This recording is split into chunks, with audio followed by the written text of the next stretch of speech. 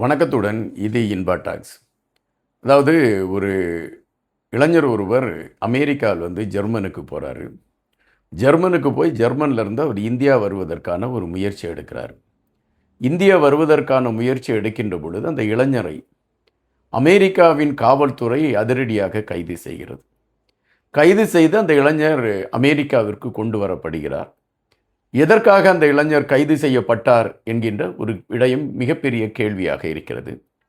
அதற்கு அமெரிக்காவின் அந்த உளவு பிரிவை சார்ந்தவர்கள், காவல்துறையை சார்ந்தவர்கள் எடுத்து வைத்திருக்கக்கூடிய பதில் என்ன, அந்த இளைஞர் செய்த தவறு என்ன, அந்த இளைஞர் எந்த நாட்டை சார்ந்தவர், எதற்காக அவர் அமெரிக்காவிலிருந்து ஜெர்மனுக்கு தப்பி சென்று ஜெர்மனியிலிருந்து இந்தியாவிற்கு வருவதற்கான ஒரு முயற்சியை எடுத்தார். இது மிகப்பெரிய கேள்வியாக இருக்குது. இந்த காணொலியில் நம்ம அதை குறித்து தான் பார்க்க இருக்கிறோம். அதாவது வெளிநாடுகளில் போய் படிக்க வேண்டும் என்பது பெரும்பாலானவர்களுடைய கனவாக இருக்கிறது. அப்படித்தான் இந்த இளைஞரும் இந்தியாவை சார்ந்தவர். இவருடைய பெயர் அருண் பட்கோரி என்பது தான் இவருடைய பெயர். இவர் இந்தியாவிலிருந்து அமெரிக்காவில் சென்று படிப்பதற்கான ஒரு களத்தை எடுப்பதற்கான முயற்சிகள் எடுக்கிறார். அப்படி எடுக்கக்கூடிய சூழலில் பிஸ்னஸ் மேனேஜ்மெண்ட்டை மையப்படுத்திய படிப்பிற்காக அவர் அரியோலோனோ பல்கலைக்கழகத்தில் போய் சேர்றார். அந்த பல்கலைக்கழகத்தில் அவருக்கான இடம் கிடைக்குது. அந்த பல்கலைக்கழகத்தில் போய் சேர்றார். சேர்ந்த அந்த வருண் பட்கோரி நல்ல ஒரு படிப்பு போன்ற விடயங்களில் முதன்மையாக இருக்கக்கூடிய சூழலில் அங்கு அவருக்கு ஒரு பழக்கம் ஏற்படுகிறது. ரூபி என்கின்ற ஒரு பெண்ணை அவர் பார்க்கக்கூடிய ஒரு களம் ஏற்படுகிறது. அந்த பெண்ணோடு நெருக்கமாக பழகக்கூடிய ஒரு வாய்ப்பு ஏற்படுகிறது. இருவரும் காதலித்தார்கள் என்பதுதான் பதிவு. இந்த சூழலில் இந்த இளைஞருக்கு ஆகஸ்ட் மாதத்திற்கு பின்னால், அதை கடந்த 2-3 மாதங்களுக்கு பின்னால் இவருக்கு டோட்டலாகவே இவருடைய வாழ்க்கையில் பல மாற்றங்கள் ஏற்படுகின்றன. காரணம், படித்து கொண்டிருந்தவர் தன்னுடைய படிப்பிற்கான களம் ஒருபுறம் இருக்கக்கூடிய சூழலில் அந்த படிப்பிற்கு தேவையான செலவுக்கான பணங்களை அவர் அங்கேயே வேலை செய்வதற்கான முயற்சிகளை எடுத்திருக்கிறார். இந்த சூழலில் இவருடைய வேலை இல்லாமல் போய்விடுகிறது. அவர் தங்கியிருந்த அந்த வீட்டிற்கு வாடகை கட்ட முடியவில்லை. படிப்பிற்கான செலவுகள் செய்வதற்கான ஒரு சூழலும் ஒரு நெருக்கடியை நோக்கி நகர்கிறது. இந்த சூழலில் தான் காதலித்து கொண்டிருந்த அந்த பெண் ரூபி என்பவரிடம் அவர் அடிக்கடி பணம் கேட்டு அந்த பெண்ணிடமிருந்து பணம் வாங்கி தன்னுடைய படிப்பு சார்ந்த களங்கள், வீட்டு வாடகை இவைகளை கொடுத்து கொண்டிருக்கின்றார். ஒரு கட்டத்திற்கு மேல் இவருக்கு மிகப்பெரிய நெருக்கடி ஏற்பட்டு விடுகிறது. இந்த நெருக்கடி ஏற்படுகின்ற பொழுது அந்த பெண்ணிடம் போய் பணம் கேட்கிறார். அந்த பெண்ணால் எல்லா முறையும் பணம் கொடுத்து உதவி கொண்டிருந்த அந்த பெண்ணால் பணம் கொடுத்து உதவ முடியாத ஒரு சூழல் ஏற்படுகிறது. எனவே அவள் சொல்கிறார், என்னிடம் இப்பொழுது தற்சமயம் உனக்கு உதவி செய்ய முடியாத ஒரு சூழலாக இருக்கிறது என்று சொல்கின்றார். எனவே இவர் என்ன செய்கின்றார், இருவருக்குள்ளும் அதை மையப்படுத்திய மிகப்பெரிய ஒரு சண்டை ஏற்படுகிறது.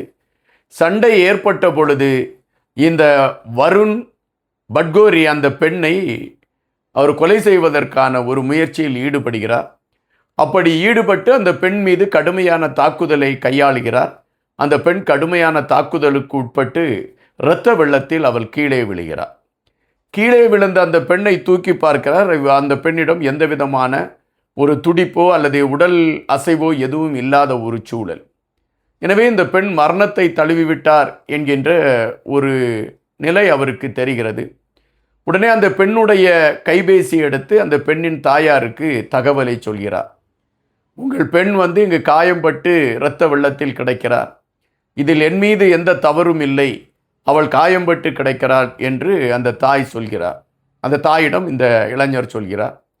உடனடியாக அந்த தாய்க்கு சந்தேகம் ஏற்பட்டு விடுகிறது.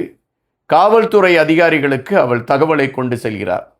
என்னுடைய மகள் இவரை சந்திப்பதற்காக சென்றார், இப்பொழுது அவள் காயம்பட்டு இருப்பதாக அந்த அலைபேசி மூலம் அந்த இளைஞர் குறிப்பிடுகிறார்.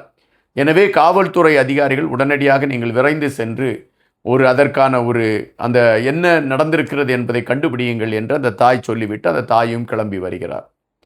காவல்துறை அதிகாரிகள் இங்கு பார்க்கின்ற பொழுது வெளியே இருக்கக்கூடியவர் சொல்கிறார், அந்த மிகப்பெரிய சத்தம் கேட்டது, என்ன நடந்திருக்கிறது என்பது தெரியாது என்று அவர்கள் சொல்கிறார்கள். உடனே காவல்துறை அதிகாரிகள் உள்ளே போய் பார்க்கின்ற பொழுது இரத்த வெள்ளத்தில் ரூபி என்கின்ற அந்த 19 வயது அந்த இளம் பெண் மரணத்தை தழுவி கிடந்திருக்கின்றார். எனவே அந்த பெண் மரணத்தை தழுவி விட்டார் என்பதை காவல்துறை உறுதி செய்கிறது. எனவே இந்த மரணத்திற்கான களம் எங்கு அமைந்தது, யார் இந்த பெண்ணை கொண்டிருக்க வேண்டும் என்ற ஆய்வுக்கு உட்படுத்துகின்ற பொழுது அந்த காதலன் மீது காவல்துறை அதிகாரிகளுக்கு சந்தேகம் வருகிறது. எனவே காதலன் எங்கே என்கின்ற பொழுது அந்த காதலன் அங்கிருந்து தப்பித்து விட்டார் என்கின்ற செய்தி வருகின்றன. அமெரிக்காவின் ஈஸ்டர் நகரிலிருந்து ஜெர்மனின் பெர்லினுக்கு அந்த இளைஞர் தப்பித்து சென்று விடுகிறார். பெர்லினுக்கு சென்ற அந்த இளைஞர் பெர்லினில் இருந்து அவர் இந்தியாவிற்கு வருவதற்கான ஒரு முயற்சியை எடுத்திருக்கிறார். அந்த இளைஞர் இந்தியாவை சார்ந்தவர் என்பதுதான் இதை நாம் பார்க்க வேண்டிய ஒன்று. எனவே காவல்துறை அதிகாரிகள் அந்த இளைஞர் அங்கு இல்லை என்கின்ற பொழுது அவர் எங்கு சென்றிருப்பார் என்று விமான நிலையங்களுக்கெல்லாம் அவர்கள் ஒரு அவசர சுற்றறிக்கை அனுப்புகிறார்கள். அப்படி சுற்றறிக்கை அனுப்புகின்ற பொழுது அமெரிக்காவின் ஈஸ்டர் நகர் விமான நிலையத்தில் இருந்து ஜெர்மனின் பெர்லின் என்கின்ற பகுதியில் இருக்கக்கூடிய டக்சான் சர்வதேச விமான நிலையத்திற்கு அந்த இளைஞர் சென்றிருக்கக்கூடிய வாய்ப்பு இருக்கிறது என்பதை அந்த பட்டியலை வைத்து அங்கு இருக்கக்கூடிய விமான அதிகாரிகள் உறுதிப்படுத்துகிறார்கள். உடனே அமெரிக்காவை சார்ந்த காவல்துறை அதிகாரிகள் ஜெர்மனை தொடர்பு கொண்டு அந்த இளைஞருடைய தகவல்கள் அங்கு பரிமாறப்படுகிறது. இந்த இளைஞர் அந்த டக்சான் விமான நிலையத்தில் இருந்து இந்தியாவிற்கு அவர் கிளம்புவதற்கான முயற்சிகள் எடுக்கப்பட்ட பொழுது அவர் கைது செய்யப்பட்டிருக்கிறார்.